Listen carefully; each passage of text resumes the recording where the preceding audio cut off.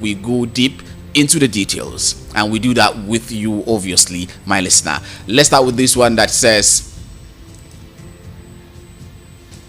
ministerial screening, Senate withholds Rufai's confirmation over security checks. The name of the immediate past governor of Kaduna State, Malam Rufai, was on Monday missing from the list of the ministerial nominees confirmed by the Senate. Also missing on the list was the name of Senator Abubakar Daladi from Taraba State and former Nexim Bank Managing Director Stella Okutete from Delta State. The Senate approved and confirmed 45 out of the 48 nominees sent by President Bola Tinubu. We say congratulations to those who have been confirmed. According to impeccable sources in the Senate, the unconfirmed nominees are currently undergoing security checks. One of the sources noted, based on the findings, the nominees are currently undergoing security checks, having found some things against them.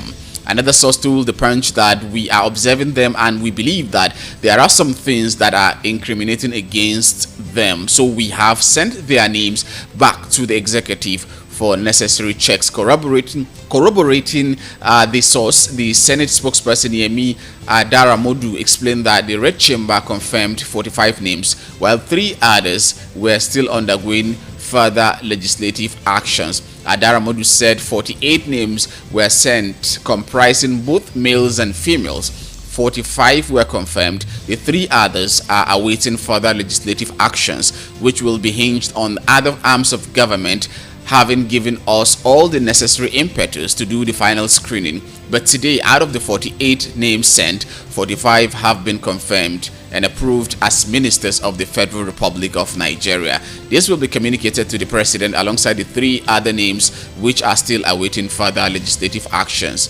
The Punch reported that a couple of petitions, including those sent by Senator Sunday Karimi, APC Kogi West, were presented against El Rufai during the screening. The lawmaker representing Kogi West during the ministerial screening moved against the former Kaduna State Governor Karimi after El Rufai's presentation stood and told the chamber that he had a petition written against the former governor over the issue of insecurity in southern Kaduna. He said, "Your performance in any office you find yourself in the country has been outstanding. In the Bureau of Public Enterprises, your record is there. In the FCT, as a minister, your record is there. And as 2-time governor of Kaduna State, you did well." Raising up a brown envelope, Karimi further stated, "But I have a very strong petition against you that borders on security, unity and cohesiveness of the Nigerian nation. And I think that the petition has to be considered in this screening exercise." Karimi then proceeded to lay the petition before Jibrin Barrow, the Deputy Senate President, who was presiding over the screening exercise at the time. But in his intervention, the Senate President Godswill Akpabio said, "This is not the place to consider petitions. We will sit with the petitions later and refer them to relevant authorities." Also, the Punch reported that there was a petition against Daladi about a court judgment restricting him from holding public office for 10 years. However, when asked to respond to allegations that the Supreme Court had barred him from holding political office for 10 years for lying on oath, Daladi denied such. Copies of some petitions against Okotete in the public space also confirmed that there were several petitions against the former Nexim Bank MD, including alleged non-disclosure of assets to the Code of Conduct Bureau. Meanwhile, the nominee that was confirmed include Rivers State Governor Nyesom Wike and former Ebonyi State Governor David Umahi, acting chairman of the All Progressives Congress Abubakar Kyari, APC women leader Betta Edu, Deputy Chief Whip of the 9th House of Reps Nkiruka Onyejiocha, legal luminary Lateef Fagbemi, and the President's Special Advisor on Media Strategy and Special Duties Dele Alake. Others are former Deputy Governor of the Central Bank Adebayo Adelabu from Oyo, former Minister of Health who recently resigned from his job at Gavi Alipati, Bauchi, from Bauchi State, Senator John Eno, Abubakar Momo, Ambassador Yusuf Tuga Maitama, Architect Ahmad Dengiwa, Hanatu Musawa, Chief Uche Naji, Doris Aniche, Muhammad Badaru, Ekperikpe Ekpo, Olubumi Tunde Ojo, Uju Kennedy Ohaneye, Bello Muhammad Goronyo, Muhammad Idris, Olawale Edun, Iman Suleiman, Joseph Utsef, Adeboyega Oyetola, Atiku Bagudu, Simon Bakola Long, Bello Matawale, Ibrahim Gaidam, Tunji Alausa, Senator Aliu Sabi, Abdullahi, Senator Heineke Lokbobiri, Senator Al-Ali Ahmed Saidu, Dr. Yusuf Tonko Sununu, Honorable Zafania Gisalo, who is the first person to be nominated minister in any democratic dispensation in Nigeria from the FCT, which a lot of FCT residents are very happy to have him, an experienced person who was two-time member House of Reps and now being appointed as Minister of Federal Republic of Nigeria. Let's just wait to see the portfolio that these persons, these eminent Nigerians, will be allocated with. Alhaji Ahmed Tijani Gwarzo from Kano, Dr. Isiaq Salako, Prince Waibu Audu, Dr. Bosun Tijani, Tonko Sununu, Lola Ade John, Tahir Mamman, and Dr. Maria Mahmoud, who replaced Dr. Mariam Shetty, was also confirmed. And the last on the list was former Minister of State for Labor and Employment, Festus Keyamo, who his confirmation or screening raised a lot of controversy in the floor of the National Assembly, where a senator rose to complain about his accusation of the National Assembly of being corrupt, and also his non-adherence to invitation by the National Assembly, which caused a lot of chaos in the National Assembly. And at some point they had to go for a closed door session.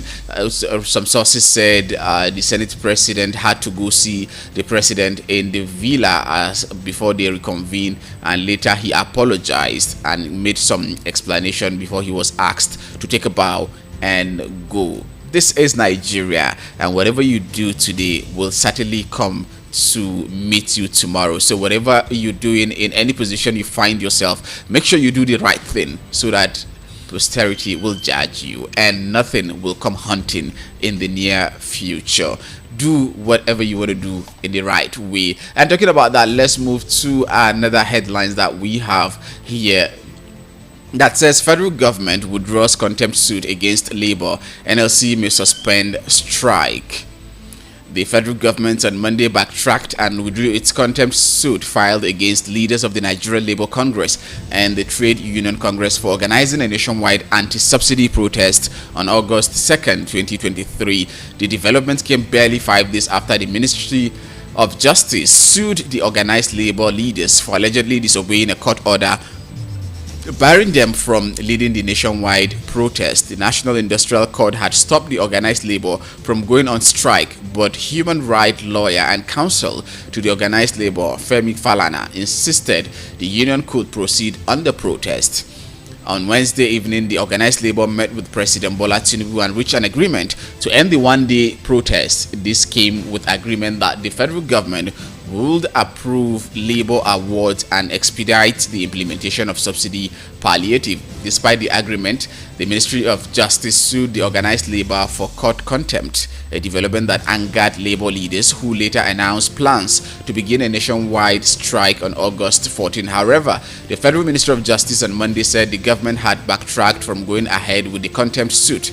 The ministry, in a letter dated August 7, 2023 and addressed to the Nigerian Labour Congress through their counsel, Femi Falana, said the contempt proceedings filed against the Congress for embarking on a nationwide protest last Wednesday was no longer valid. The letter, signed by the Permanent Secretary Beatrice Jedi Agba, stated that the ministry filed the contempt proceedings before the interventions of the President and the National Assembly.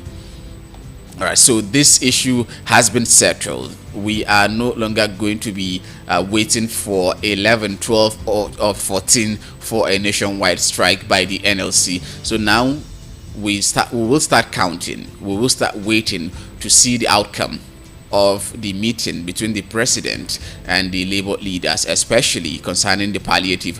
What palliative we will see in the near future, and how soon and how effective is it going to be?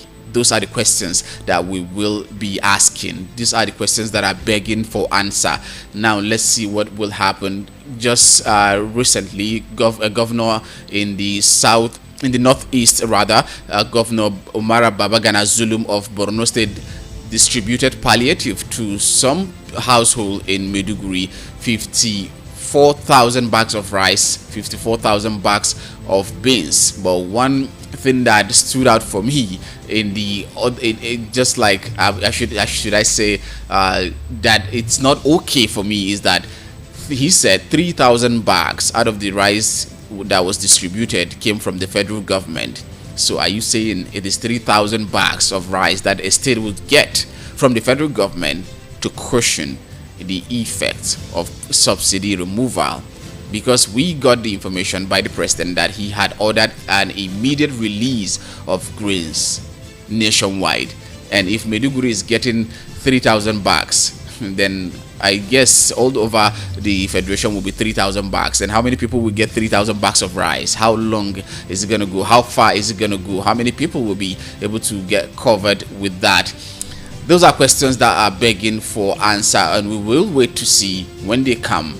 If they are not sufficient, we will come back and still use this medium to tell the government that this is what Nigerians are saying, because this is Voice of the People, 96.1 FM Abuja. Now you have a voice. Wherever you're listening to me from, you can have a studio line, call in the program, and let's hear your take on the headlines that we have for you. It is not for us to just discuss. It is for you to also react, because it concerns you and I as citizens of Nigeria.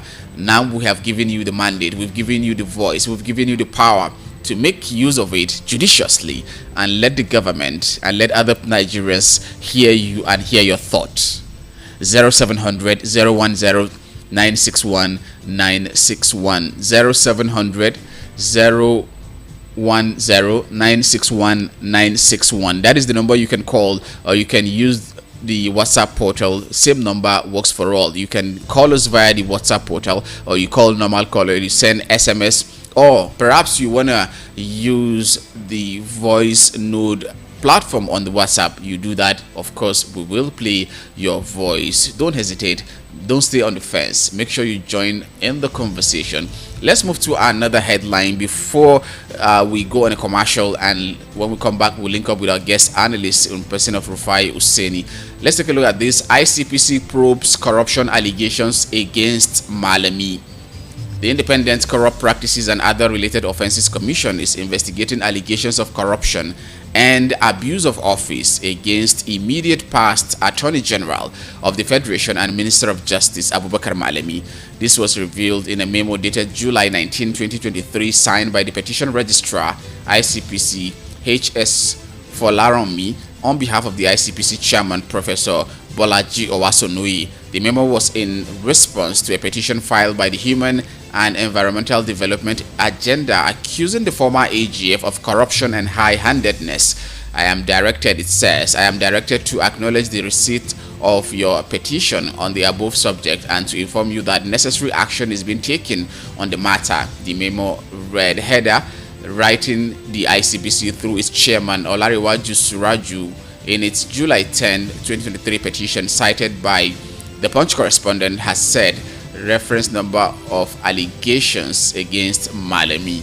It said below are but a few of several corruption allegations against Mr. Abubakar Malami. On the 2nd day of May 2022, it was widely reported by various news outlets that the Attorney General of the Federation and Minister of Justice, Abubakar Malami, distributed 30 car gifts worth over 1 billion naira to his supporters in Kebbi State. The car gifts included 14 Mercedes-Benz, 8 Prado SUVs, 4 Toyota Hilux, and 4 Lexus LX. Beneficiaries of the car gifts, as reported by Premium Times, were social media influencers, executive members of Mr. Malami's foundation, and women support groups. 2 illegal auctioning of sea vessels holding crude oil seized by the federal government, violating Section 31, subsection 2 and 4 of the EFCC Act 2004, and assuming the role conferred on the Economic and Financial Crimes Commission, as reported by the cable newspaper on the 13th July 2020. The AGF also authorized the sale of these vessels by companies under EFCC prosecution for similar offense of illegal bunkering, and this action was admitted by the AGF through his media assistant, pleading presumption of innocence on the part of the accused in a case being prosecuted by the federal government through the EFCC. The group also referenced alleged duplicity of payment of $16.9 million fee to two friends as new lawyers for the recovery of the loot traced to a former Nigerian head of state, Sani Abacha, after a Swiss lawyer, Enrico Monfrini, hired and fully paid by the previous government to help in the recovery, had completed his brief, as reported by Premium Times on the 10th of April 2018. These are some huge allegations, but they said to mention few, leveled against former Attorney General of the Federation and Minister of Justice Abubakar Malami. Let's hope to see the outcome as well. But again, all of these things are coming in at a time where the EFCC chairman is under suspension and detention, investigation to even cap it all. He is under investigation and we don't know what is happening. We've been following. Let the DSS give update, no update. Let the DSS charge him to court, no prosecution, no charges yet. We are still asking the DSS to, as a matter of urgency, expedite charge against Abdurrashid Bawa. If at all there are any charges against him, let him be charged to court. Let's know what is happening. And also the issue of Emefiele, what happened in Ikeja High Court is uncalled for, and we're still calling. If there is any fresh charge against him, let the will of the court prevail before any other person's will in the land. The constitution supersedes any individual. Any order from above is not going to be accepted, because we have a constitution and we are supposed to follow the constitution of Federal Republic of Nigeria. This is Voice of the People, 96.1 FM Abuja. Now you have a voice. We are the voice of the voiceless, and that is why we are here in the nation's capital. We will be going on a commercial break. When we come back halfway through, that is 7:30 rather, we will link up with our guest analyst in person of Rufai Oseni, who together we will have more conversation on this matter.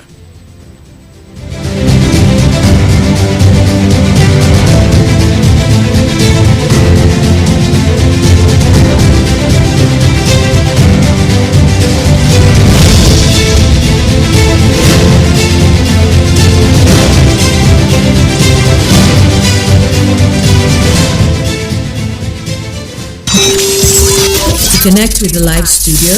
Press 0700 010 961 961. Thank you for calling Voice of the People Radio. Please hold while we connect you. Microphone check 1 2 1 2. Now you have a voice 1 2 1 2. Because everybody talking 96.1. Hold up, what's up? 96.1. Don't break the voice. Thank you for choosing Voice of the People FM. This is not just another radio on your dial. This is Voice of the People, 96.1 FM, Abuja. You can take the boy out of radio, but you can't take the radio out of the boy, can you? Broadcasting in high definition. Voice of the People, 96.1 FM. People, can I have your attention, please? You say, tell us the news, and now, here it is. Voice of the People, 96.1 FM. Now, you have a voice.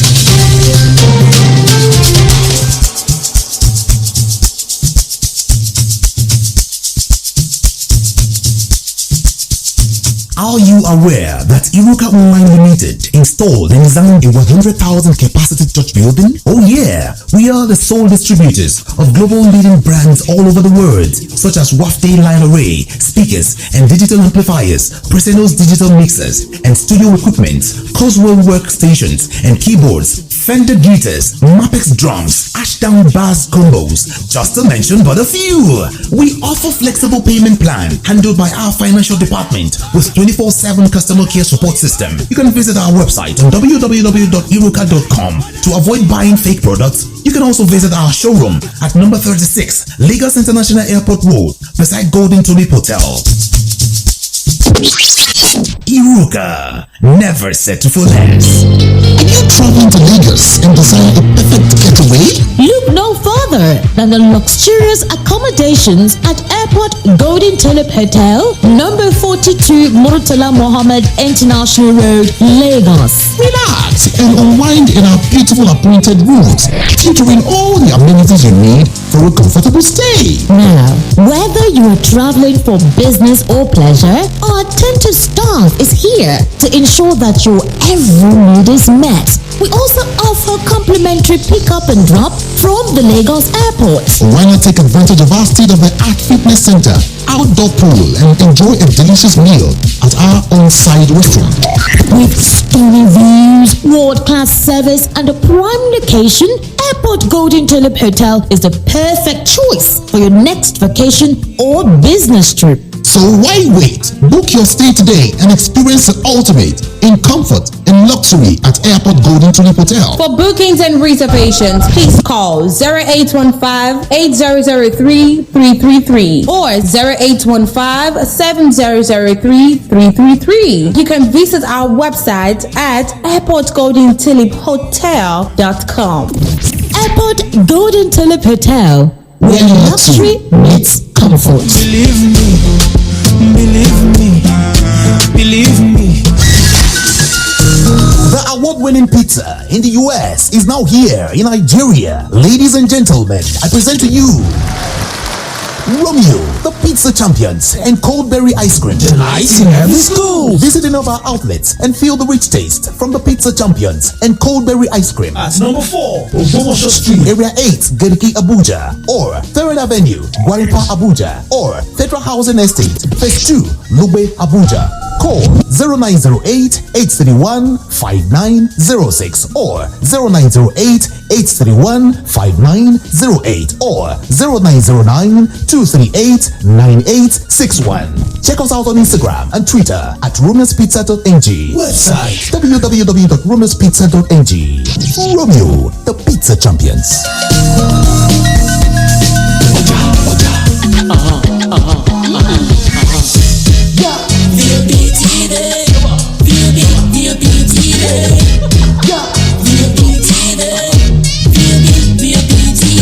We have been serving you hot and fresh content on radio, and you have been loving it. Now we're taking it further.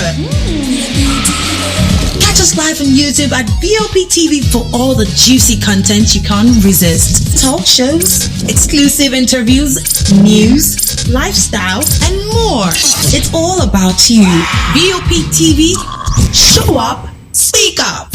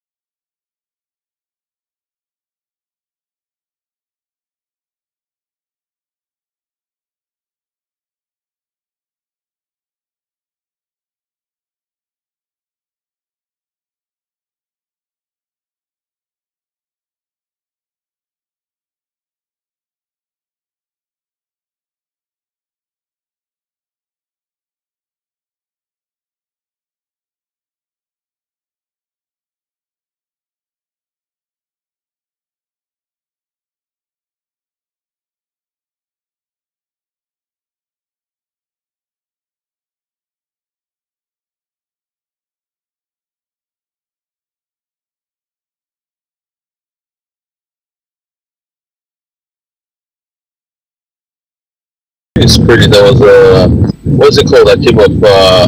A petition that came up against that. You're not supposed to read, and then you look and say, okay, what's really happening there? And also, as that's the case of Okojet here, there had also been lots and lots of petitions and counter petitions published against her, even when she wanted to be Nexim executive director. All of that went back and forth for a while until sort of legal as regards that which President Buhari, which still finally did put her in the job anyway because he wanted them. Because all these people have another project to the president as president. So we did that. We didn't go through the screening. There were new petitions that came up as a result of their screening and all of that. I think only time will tell. We'll be able to look at all of that. Then, but apart from that, pretty much most screen, past the screening, just 3 left. 2 of that I've talked about, and let's just say on them. But most importantly, I think so that the most important thing is how they can allocate their portfolios quickly to the minister, so we know who is. We should take, for instance, finance minister, whoever gets it, we'll be able to see how the economy runs and make very key decisions and make very key opinion pieces as regards the state of the economy, sharing some of the palliative the president had read out. The agric minister, for instance, the National Agri Reserve, how is that going to be shared? That's going to be led by the agric minister. What's going to be done for the farmers, the fertilizers, the incentives, and all the money is released for farmers to be able to farm across 150,000 hectares statewide. All of that will be waiting on this new ministers to be able to administer all of those things in very large details. So let's see pounds out, wish them the very best. If they win, Nigeria wins, and we can only keep praying for them. But when they do wrong, we can also tell them they're done wrong. All right, now I need your opinion on this particular activity that the Senate have now done, talking about the screening and confirmation. Would you say, based on what the Senate have done now, is there any sign or pointer to the fact that they are going to be a rubber stamp to the president, or they will really stand on their toes to do their oversight function? So there's no rubber stamp. I mean, you saw what happened yesterday when the Buhari, the Senate couldn't take a decision on the House.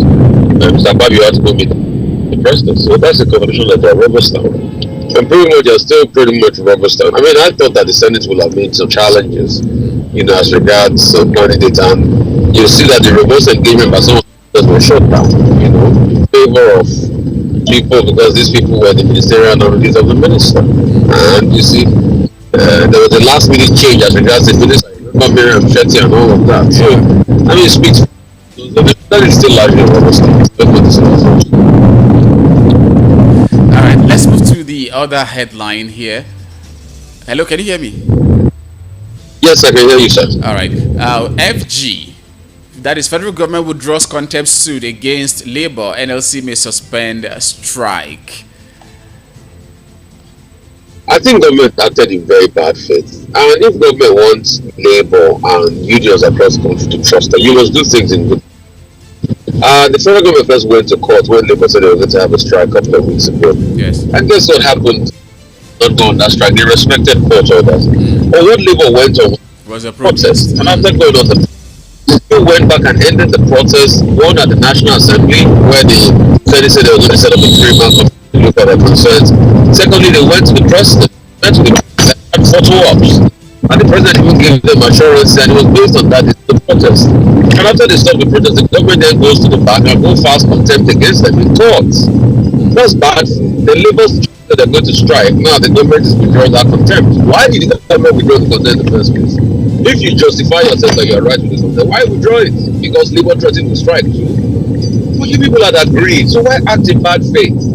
And it is this bad faith that has eroded government's conduct with unions. Look at ASU strike last year. See how they ended with bad faith. Rather than negotiating and all of that, what did they do? They went ahead to the courts. But the struggling thing about the government is that it is this same government that when the court now rules again, they don't respect the court orders. But they are so quick to charge somebody for contempt in courts. If they do respect the court orders, why is DSS still keeping Emefiele? Why is DSS still keeping Emefiele?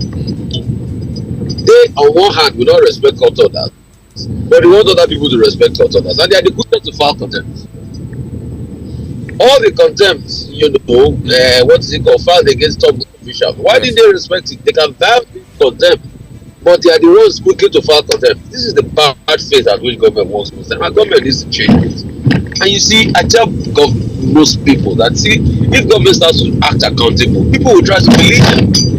One of the biggest problems between the citizens and government is the fact that there's no trust at all. There's no trust at all. The same government that will not respect others as regards the Emefiele case is the one that is saying everybody should respect us and going to file contempt. I mean, as if I knew what you will be saying about this. I even had to talk about it earlier in the program before I linked up with you, that if we are to go further forward in this country, we have to abide by the constitution.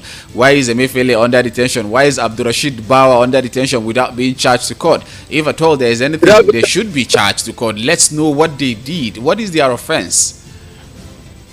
No, they have charged Emefiele to court. Yeah, but they... And when they charge him to a federal court, they arrested. The same guns that Asari Dokubo carry everywhere. The same way Asari Dokubo violates the laws and says all sorts and says his company has a security contract with government. It's a private security company with government, and they side by side with guns, and his emissaries carry guns everywhere, which is in violation of the laws of the land. His constitution says only the police force that should be able to bear arms. Yes. And if the police force can't solve the matter, even the only recognized security company that I know that works with government, Transitor Security, does not bear arms. Yes. They are provide intelligence. So yes. I don't know the kind of contract Asari signed. And let us dare Asari to please bring out the content of the contract he signed with the federal government. Let's see it. But because people just talk in Nigeria without them being checked. I dare Asari to bring out the content of the contract the security company signed with the government, and let us see the terms and conditions. If he says he works with the government, they must have signed a contract. Of course. You see, these are the about, so people can see all sorts of things and go free with them. But the authorities will not have Asari's time because he's chummy with them. He's chummy with them. He supports APC and all of that. But others that are not on the good side of the government, so to say, you have problems that you can Emefiele, look at Bawa. Till date, they've not charged Bawa, they've not charged Emefiele. They will charge Emefiele to court. The court said, I grant him bail. You dare to do a show of shame, muscle the prison services off, and collect him and put him back in custody after the court has granted him bail. And that's the same government that is so quick. And so the government will say they don't know that because the DSS kept on saying other power. So the government will say they don't know that it's the DSS. And that's the same government that went to file a contempt against Labour. You see, we can't even wait. Maybe if Mr. Lateef Fagbemi is finally made Attorney General, I think maybe all of you will be able to make some very good arguments to these people and teach them sense. Because we respect Mr. Fagbemi. I personally, let me speak for myself, I respect Mr. Fagbemi. What he has done, and this, so hopefully his advice will be adhered to. All right. All right. We hope so. Let's move to the next headline. ICPC probes corruption allegation against Malami. The Independent Corrupt Practices and Other Related Offences Commission is investigating allegations of corruption and abuse of office against immediate past Attorney General of the Federation and Minister of Justice, Abubakar Malami. This was revealed in a memo dated July 19, 2023, signed by the Petition Registrar, ICPC HS Folaromi, on behalf of the ICPC Chairman, Professor Bolaji Owasonui. And the memo was in response to a petition filed by the Human and Environmental Development Agency, accusing the former AGF of corruption and high-handedness. I mean, so we just need to try as much as possible to follow this case to the end. ICPC is just investigating. They are not said Malami is corrupt, because we hear things otherwise in Nigeria. Yeah, let me even just give you just a snippet of it. That a few of several corruption allegations against Mr. Malami on the 2nd day of May 2022. It was widely reported by various news outlets that the Attorney General of the Federation and Minister of Justice Abubakar Malami distributed 30 car gifts worth over 1 billion naira to his supporters in Kebbi State. Yes. Two illegal 2 illegal auctioning of sea vessels holding crude oil seized by the federal government. Good. But it still has to be investigated. Of course. And a court of law has to find him guilty before you say it's corrupt. Yes. So now it's an investigation. And I'm saying that because of my understanding of the law. It's an investigation that is still going on. What we should call on all parties involved is that they should do the investigation thoroughly so we can come to a logical conclusion of what happened. All right, the next one is still related to investigation as well. Former Character Commission officer admits taking bribe, indicts chairman. There was wild drama on Monday when a former Integrated Payroll and Personnel Information System Desk officer at the Federal Character Commission, Haruna Kolo, accused of collecting bribes from job seekers in exchange for employment, owned up to the allegation. This was just as he admitted to having received over 75 million naira from desperate job seekers on the instruction of the chairman of the Federal Character Commission. Not done. Kolo claimed that the FCC boss instructed him to transfer the money to his personal account and pay her in cash, which he did a couple of times in her house.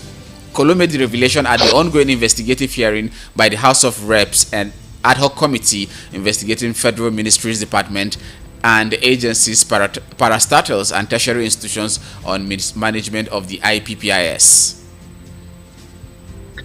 So that shows you a case of corruption. He's made an open confession, but we still need to allow the courts of the land to be able to take on this, and lawyers need to be able to take on this and indict him and let him face the full time. And it's not a case that, you know, if he gets a good lawyer, he runs out of it. No. It's not. It should not be a case like a legislative privilege where somebody said, confirmed that his wife used to help people, you know, turn judgments around, and he went to court to say that they should not take him to court because of what he said based on legislative privilege.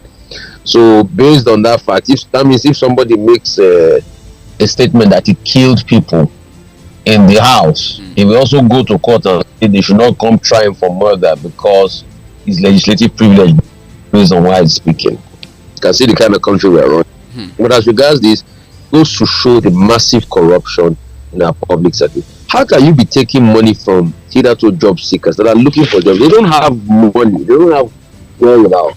They are looking for jobs, and you're going to take more resource from them, you know, because of your own selfish gains.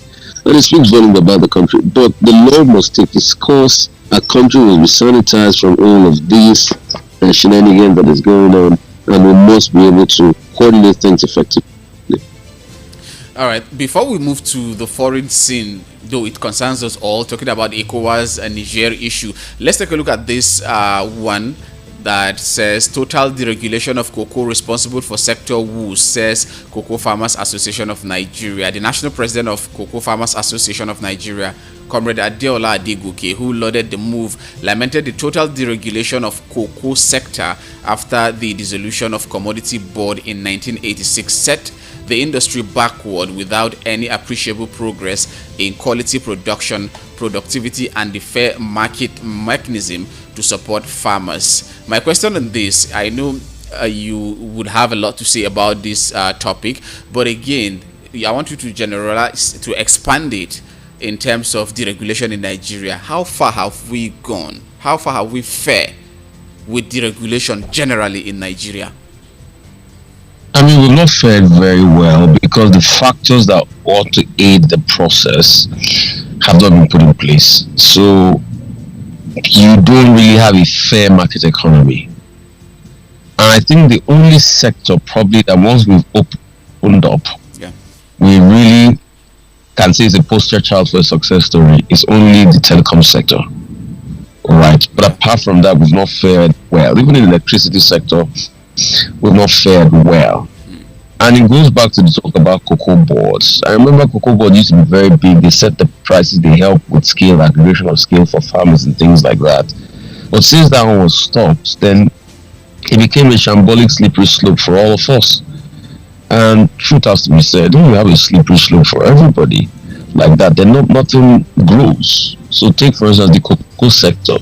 In the 70s, I think it was 73 or 74, we had one of our biggest cocoa year when we did about close to 500 tons 100,000 tons of cocoa. But now, what do? We do less than that in number. We do maybe hover around 300,000 or 400,000 tons, if my memory serves me right. So it speaks volumes about again. Yes, I mean, because the things what boards do for you, board is able to help you sustain quality, because you put it to board barns and things like that when you store it, and boards give you constant training about quality and things like that. So also help you get viable export markets, also help you save to be able to stabilize prices and all of that. But there are new boards, exchange boards, exchange boards, people like AFEX and some other things. But it's not enough. We still need a very dominant government process that has more capacity and scale to be able to come into them. And these are the conversation. But the president, in his campaign, promised he was going to bring back cocoa boards. And these are things we should be able to look at and see how it pans out. All right, let's move to the issue of ECOWAS, Nigeria, Niger, and other African countries. Now that the deadline, the ultimatum given by ECOWAS has elapsed, they are now calling for another meeting slated for Thursday, August 10, to discuss political development in relating to Niger Republic. I think this time around the African Union is also going to form part of it. What does this mean that ECOWAS was challenged by the military junta in Niger, and now they were unable to do anything, or part of what they said they want to do, they did not take such a measure, even though there was a lot of call from different sectors to not engage in military duel with the military junta in Niger. In all of this, how would ECOWAS be portrayed, be viewed in the global politics? I think ECOWAS lost its thunder. There was never a reason for you to have put in a military option at first. You don't do that for any reason possible. You don't do that. You will have said, okay, let's talk to them, let's look at things, let's have conversations. But since they are putting a military option and they are called the bluff, the conversation actually becomes harder this time around. So those are the challenges a lot of people now have that is really affecting things. So let's be realistic. We've lost our oomph. Let's see how conversations will go. The keeps consolidating. The pushes keep consolidating themselves. In fact, they have appointed a prime minister, Ali Maman Lamine in Niger. He's been appointed by the junta. This was announced on the 7th of August, according to Jean Afrique. Yeah. And Burkina, Mali, Niger, all of them. Burkina and Mali are saying, yeah, we're supporting. In fact, I think they're sending in a delegation. The ECOWAS is also going to be meeting for a new summit on the 10th of August in Abuja. And let's see all of this pans out. But I think ECOWAS should have been circumspect, in this. You are not just quick to push military options forward. So you have to be double sure. And nobody's even double sure in world affairs. So let's not deceive ourselves. You remember what happened to Russia? Russia, in 3 or 4 weeks, they were going to be making big incursions into Ukraine, and they will have wrapped up Ukraine. That's how the war has extended. And this is even a superpower. Yes. So please, let's be careful.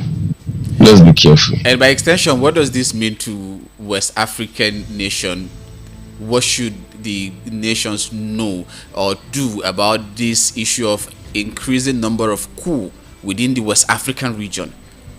The sad reality is that coups are coming back not because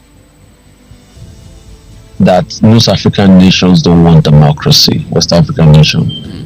It's because of the illegitimate conduct of most democratically elected leaders. And I think they need to be wise. What caused the coup in Guinea? Somebody wanted to go on and on and on in power. What caused the coup? All right, in some other parts. So all of this does not of the leaders. So the leaders should go back also, democratic leaders, and deepen the tenets of democracy. So I think this is a part of the things President Tinubu should also tell the African leaders. You can't have African leaders that do illegitimate things and expect legitimacy. Let's be careful like that.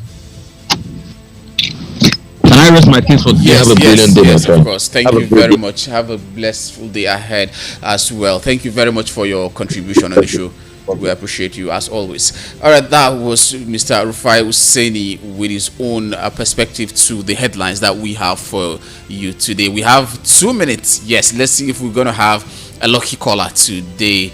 You can really use the studio line to get in through 0700 010 961 961 0700 010-961-961. That is the studio line. We will be able to muscle in a call, I think, within this 1 or 2 minutes left for us on the show. We're able to look at a lot of headlines today that concerns us in Nigeria. We talked about ministerial screening, Senate withholds El Rufai's confirmation. Federal government withdraw contempt suit against Labour. NLC may suspend strike. And we also look at ICPC probes corruption allegations against Malam. Former Character Commission officer admits taking bribe, indict chairman. We also look at that, and total deregulation of cocoa responsible for sector woes, says chairman, president of Cocoa Farmers Association of Nigeria. And this is the much we can take on the program today. God willing, we will come back tomorrow with another interesting package for you. Top of the hour, 8 o'clock, will be time for Igbo Amaka front page review, but in Igbo language. And in case you missed out on any of the headlines that we brought today from 7 o'clock, you can do well to check us on our YouTube handle. The video is already up there because we stream live, and after the program you can actually revisit and watch what you missed on VOP 961, or you type Voice of the People Abuja. You will certainly get to see our videos there. We have quite a number of interesting programs there, and do well to please like, subscribe, and hit the bell button there so that you get notification whenever we are coming up with another interesting package for you. Our social media handles are also very much active. We're live on Instagram, Twitter, Facebook, Thread at VOP961. Our office address is number 4 Ogbomosho Street, Area 8, Garki, Abuja. Number 4 Ogbomosho Street, Area 8, Garki, Abuja. And our website address is www.abuja.voiceofthepeople.ng. www.abuja.voiceofthepeople.ng. Thank you very much for listening. My name is Ali Udoma. Do have